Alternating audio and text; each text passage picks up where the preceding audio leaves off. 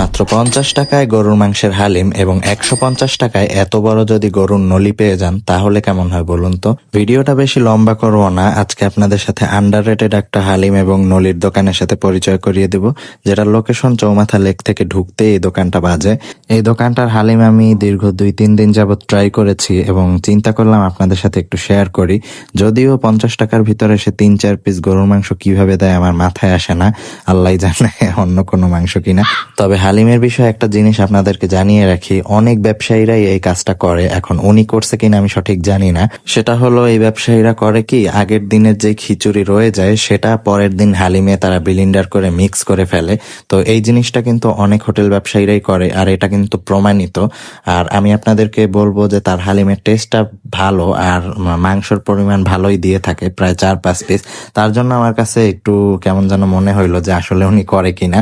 তো এটার কোনো প্রমাণ আমার কাছে নাই। তো সেও খিচুড়ি বিক্রি করে, আর আমি গেছিলাম যে সময়, সে সময় একদম পুরোই খিচুড়ি তার শেষ হয়ে গেছে।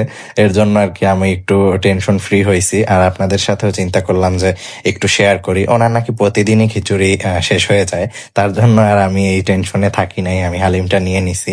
আর আপনারা চাইলে গরুর নলিও নিয়ে নিতে পারেন, হালিমের সাথে মিক্স করে দেয়। এটার প্রাইস ছিল 150 টাকা।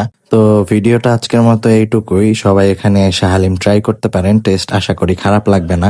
তো সবাই আমার জন্য দোয়া করবেন, পেজে লাইক করে ফলো করে রাখেন। আসসালামু আলাইকুম।